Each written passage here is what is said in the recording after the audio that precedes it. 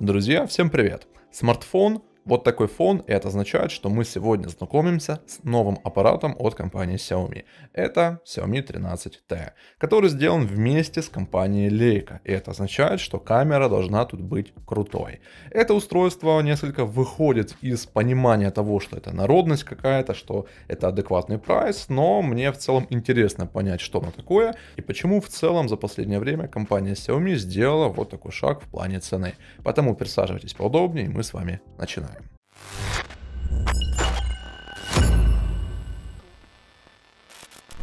Версия аппарата 8256 куплен за свои деньги, и это у нас зеленый цвет.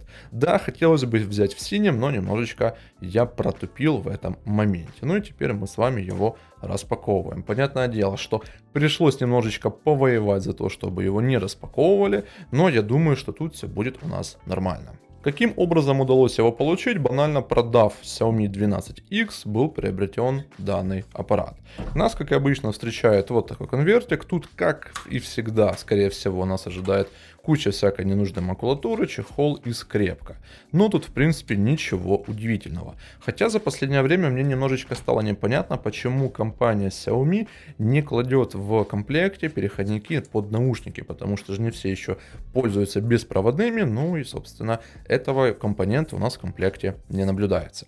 И вот само устройство идет вот в таком как бы виде и все основные спецификации, которые компания Xiaomi заявляла на презентации. Камера Leica, 67-ваттная зарядка, емкий аккумулятор на 5000 мАч, защита от воды по стандарту IP68, кстати, именно в этом ценовом сегменте это первое устройство с такой историей. Это у нас получается 144 Гц AMOLED экран и такой флагманский 4-нанометровый процессор. Ну, в принципе, на словах это все звучит красиво, как же это все будет звучать на практике? Теперь мы, конечно же, освобождаем устройство от вот всех вот этих вот, значит, наклеечек, которые, кстати, не очень отдираются, хотя, вот знаете, может быть, это какой-то индикатор того, что устройство мы вскрыли. Но ничего, сейчас будем с этим разбираться. Ну так, очень плотненько вся эта история сидела на аппарате, и вот, пожалуйста, это у нас зеленый цвет. Грани пластиковые, ну и вот в принципе 700 евро, за сколько это устройство продается, мы получаем следующую историю. Но, конечно, блок камер будет таким необычным. Хотя я думаю, что главное не то, как он выглядит, а то, как он будет снимать. Ну а пока мы с устройством разобрались, давайте его запустим. Пускай оно там у нас все возможные первые настройки пройдет, если оно, конечно, не разряжено. Нет, все же оно у нас запустилось, и пускай оно там на фоне себе загружается. Ну и еще дополнительно, что в комплекте у нас, ну ничего сверх такого. Кабель и блок питания. Так что, друзья, по комплекту и всему остальному компания нас не удивила.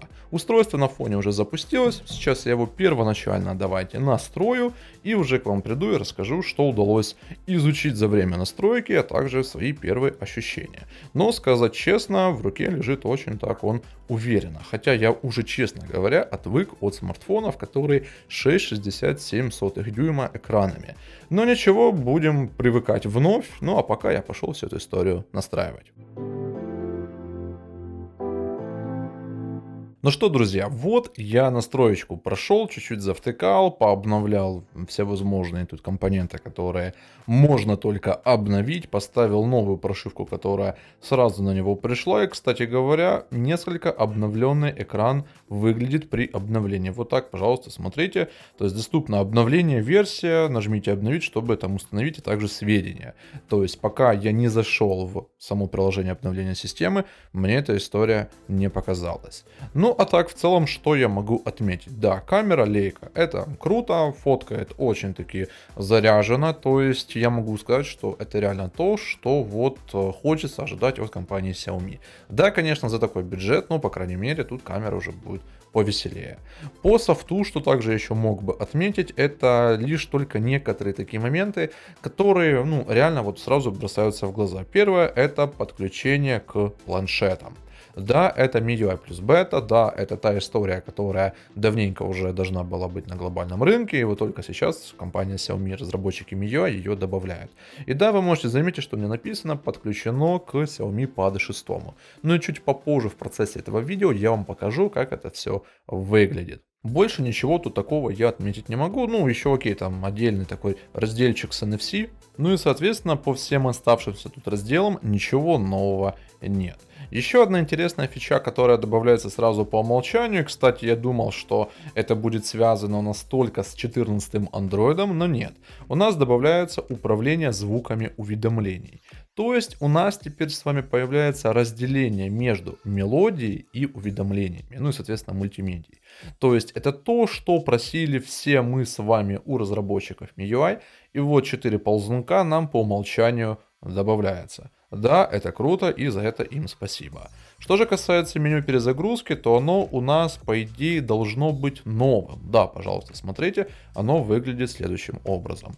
То есть это то, что также должно быть в глобальных прошивках, хотя разработчики MIUI очень так вальяжно и не спеша добавляли. То есть если брать во внимание меню перезагрузки вот у этого покафона, оно остается у нас старым. И многие в комментариях мне говорили: да, у нас поменялось, как бы ты там живешь чем-то старым. Ну вот, смотрите, смартфон Poco, прошивка самая свежая, которая на него есть, с патчем от сентября.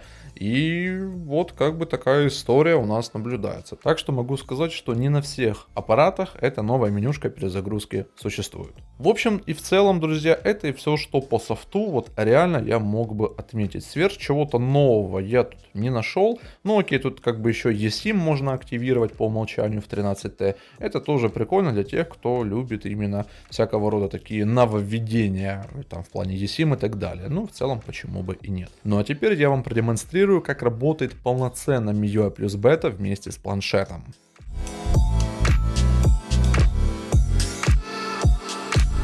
И как же теперь должна работать эта тема с подключением устройств? У нас есть планшет Xiaomi Pad 6, который как бы совместим со всей этой историей. И как только мы два эти устройства между собой соединяем по Bluetooth, нам на планшете выскакивает вот такая вот дополнительная картинка, которая позволяет нам, смотрите, во-первых, получить как бы, ну, доп. Проецирование в плане действий, которые мы можем выполнять, то есть мы можем вот так вот сделать, и у нас все это будет дублироваться на планшет.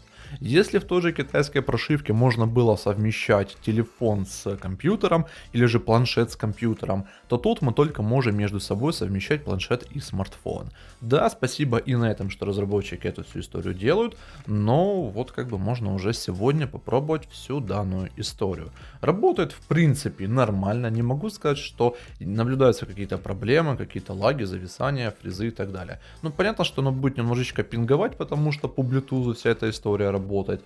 Но в целом я могу отметить, что как бы разработчики попытались добавить всю эту тему нам на глобальную прошивку, но и в принципе оно работает. Вы можете, допустим, там параллельно делать какие-то заметки и редактировать их на планшете, можете еще какие-то телодвижения делать, можете параллельно играть, можете там еще что-то открывать.